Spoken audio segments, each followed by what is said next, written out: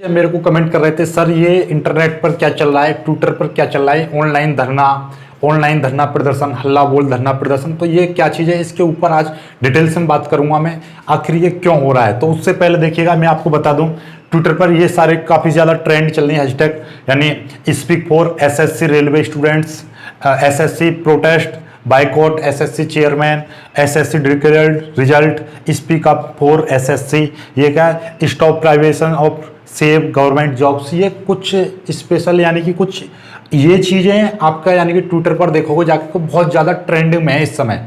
ठीक है, यानी कि एक प्रकार से ऐसा समझ लीजिए जैसे कि आपका जब लॉकडाउन यानी कि कोरोना नहीं था तो बच्चे क्या करते थे, एक तरफ जाके मतलब जो धरना करते थे, मतलब एक साथ सड़कों पर उतर आते थे लाखों की संख्या में स्टूडेंट, तो वही काम हो रहा है अब ट्विटर पर। ये ऑनलाइन बोलेंगे, ये डिजिटल धरना, डिजिटल स्ट्राइक, जैसे आप समझते हो स्ट्राइक जो होती है तो बच्चे एक तरफ सड़क पर उतर आते हैं, तो वही चीज़ है अब ये समझ लिया, अब इंटरनेट यानी कि आपका सोशल मीडिया पर उतर आए हैं, तो ये चीज़ें हैं। तो अब इसका कारण क्या है, हम एक एक करके सारी चीज़ों पर आते हैं। तो देखिएगा, सबसे पहले ये देखिएगा, कुछ चीज़ें मैं आपको दिखा दे रहा हूँ। देखिए, सबसे तारीख को, पिछली 30 तारीख को आदरणीय प्रधानमंत्री नरेंद्र मोदी जी ने मन की बात कही थी, तो उसकी वीडियो थी, कुछ वीडियो क्लिप जो कि भारतीय जनता पार्टी और एक नरेंद्र मोदी के नाम से ऑफिशियली यूट्यूब चैनल बना हुआ है प्रधानमंत्री जी का, तो वहाँ पर सबसे पहले ऑफिशियल प्रधानमंत्री नरेंद्र मोदी के चैनल से वीडियो वायरल होती है, ट्रेंडिंग में थी।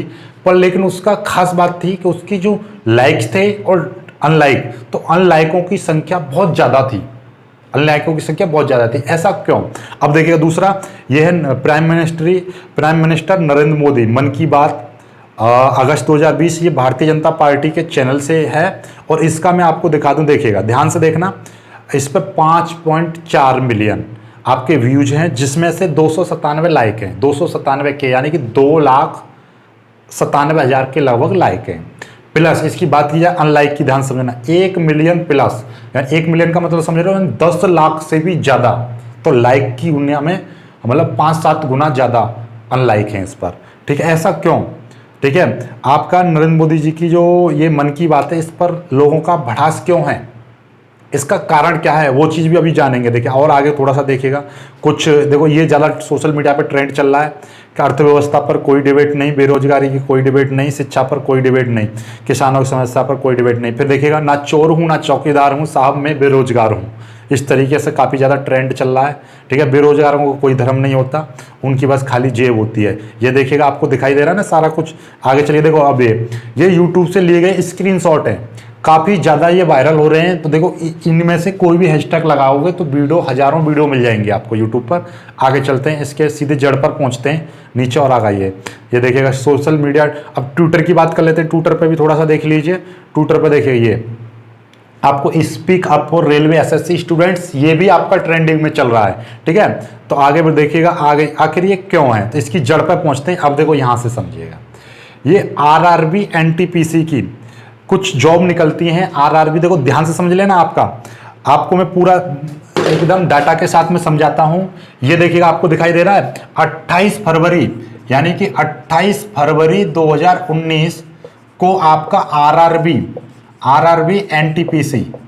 एनटीपीसी की कुछ वैकेंसीज निकलती हैं, जिनकी संख्या है आपकी 35,277 पोस्ट पर निकलती हैं। इसका नोटिफिकेशन कब आता है, आपका 28 फरवरी 2019 को। ठीक है, जिसमें बच्चों ने फॉर्म भरते हैं। इसकी फीस देख लीजिए, फीस है इसकी आपका 500 रुपये फीस है। ठीक है, अब इसमें आपका आगे की बात करते हैं। और देखिए, दूसरी है आपकी ये आरआरबी, ये भी ग्रुप डी की, ये आरआरबी आपका ग्रुप डी, ये GROUP ग्रुप डी। तो इसमें भी रेलवे में ये भर्ती निकलती है आपकी 1,37,000, ये 3,739 इतनी पोस्ट निकलती हैं, जिसमें से इसकी भी फीस आपकी 500 रुपये है। और नेक्स्ट आगे चलते हैं, आपका इसका जो नोटिफिकेशन आता है उसका भी डेट देख लीजिए। देखो, दिखाई दे रहा है ना, 12/3/2019, ये आता है 12 मार्च 2019 को। एक और है आपका, आगे चलते हैं, आपकी एसएससी कांस्टेबल जीडी की जो आती है, इसकी जो भर्तियां थी, इसकी 54,953 54,953 ये वैकेंसीज निकलती हैं। और इसका जो नोटिफिकेशन 17/8/2018 देख लीजिए, ये 2018 2019, ठीक है, 2019 ये वैकेंसीज निकलती हैं, ठीक है। जिसमें से कि आपका जब बात करते हैं और थोड़ा सा और पीछे पहुंचते हैं और पीछे जोड़ते हैं, बिल्कुल गुस्सा की जड़ पर पहुंचेंगे हम, देखिएगा ये आपको दिखाई दे रहा है, इसको देखते रहिएगा। अब मैं आपको बताता हूं, ध्यान से समझना कि यानी कि 2013 पे पहुंचो। 2013 में मार्च अप्रैल का महीना था जब आपका ये जो आगरा है यहाँ पर रैली चल रही थी, जो कि प्रधानमंत्री का चुनाव होना था 2014 वाला। तो उस समय पर ये बीजेपी का जो ये मुद्दा ये था कि हम साल में 2 करोड़ नौकरियां देंगे, एक साल में 2 करोड़ नौकरियां देंगे युवाओं को। ये इनका जो चुनाव का घोषणा पत्र ये था कि हर साल में 2 करोड़, ध्यान समझ लेना, हर साल आपकी यानी कि एक साल में आपको 2 करोड़ नौकरियां मिलेंगी बेरोजगारों को, युवाओं को, ठीक है, स्टूडेंट्स को। जिसमें से आपका 2013 की ये बात है, 2013 के बाद में इनका जो घोषणा पत्र था उसमें भी यही था। घोषणा पत्र में भी ये था बीजेपी जीत जाती है और बोलते ना एकदम पूरे बहुमत से, पूर्ण बहुमत से जीत सी है।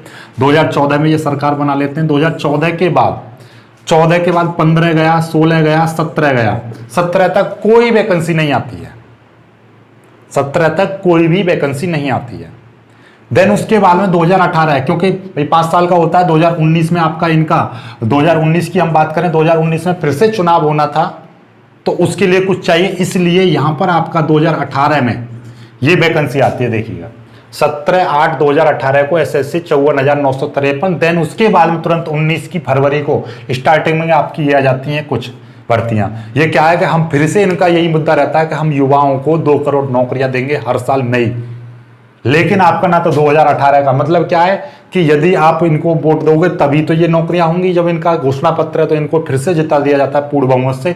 2019 में इनकी फिर से सरकार बन जाती है। लेकिन अब तक का 2019 गया, 2020 गया, लगभग जा ही रहा है। अब बोलेंगे आप कोरोना है, कोरोना भैया मार्च से आया है, कोरोना मार्च से आया, लेकिन मार्च से पहले की बात करो कोई भी यहां से, ये लगभग आपकी कितनी बैठती हैं देखिएगा, 1 लाख, और आपका यानी कि ये ओवरऑल दोनों मिला के आपका 2 लाख के लगभग जॉब बैठती हैं। जिसमें से आपका 2.5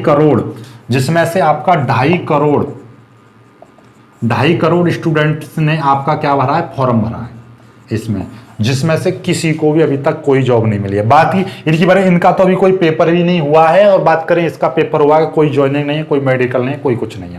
देन इसके बाद में इससे पहले की बात करें तो इसका एसएससी सीजीएल का जो था वो रिजल्ट नहीं आया, तो कुछ रिजल्ट नहीं आया, कुछ रिजल्ट 2017 तक के रिजल्ट पेंडिंग में पड़े हुए हैं। यानी कि आरआरबी का कोई नोटिफिकेशन नहीं है, एसएससी का कोई भी रिजल्ट नहीं है। तो ये सारी दिक्कतें, इन सारी दिक्कतों को जब से यानी कि यहाँ से 2013 से लेकर अब तक जो स्टूडेंट्स है वो अपने दिमाग में रखे बैठा है। अब वो धीरे धीरे करके होता है ना, एक गुस्सा होता है जो कि आदमी के अंदर बैठता रहता है। लेकिन गुस्सा कब से फूटना स्टार्ट हुआ है कि ये जो सरकार है आपका अपना एमपी में सरकार बना लेती है, बोले अब कोरोना है, लेकिन कोरोना तो अब है, मार्च से पहले तो कोरोना नहीं था, तब तो ये वैकेंसीज क्लियर हो जानी चाहिए थी। सबसे बड़ा यही है इसमें, रोना के बच्चों की यही डिमांड है, स्टूडेंट्स की, कि युवाओं की, कि भाई हमें ये क्यों नहीं पता कि रिजल्ट कब आएगा। जैसे आप बात करते हैं यूपीएससी की बात करते हैं, आईएएस पीसीएस का जो एग्जाम होता है उसमें साफ साफ होता है कि इतने तारीख इतने मतलब डेट को फॉर्म निकलेंगे, नोटिफिकेशन आएगा, इतने को फॉर्म भरा जाएगा, इतने को पेपर होना है तो पेपर होगा, उसके बाद में रिजल्ट आएगा। साफ सबसे बड़ी खास बात कि तुमने देखा होगा जब एसएससी का पेपर होता है, पेपर हो रहा है, उससे अगले दिन ही खबर आ जाती है कि पेपर लीक। ऐसा क्यों? क्योंकि वहाँ का सिस्टम ही खराब है। यूपीएससी का कभी सुना है आपने? न्यूज देखी होंगी खूब दबा के आपने, का एसएससी का पेपर, रेलवे का पेपर निकल रहा है, लीक हो रहा है, लेकिन यूपीएससी का कोई पेपर लीक नहीं हो रहा है। क्यों? क्योंकि वहाँ का सिस्टम एकदम, यदि थोड़ा सा भी लीकेज होती है तो वहाँ पे यूपीएससी का बालक इतना वो एक्टिव रहता है कि वो तुरंत कोर्ट तक पहुँच जाता है, पूरे कोर्ट को एकदम घुमा देता है, तो पूरा वहाँ पे सारा काम एकदम सिक्योर तरीके से होता है, ठीक तरीके से होता है, निष्पक्ष होता है।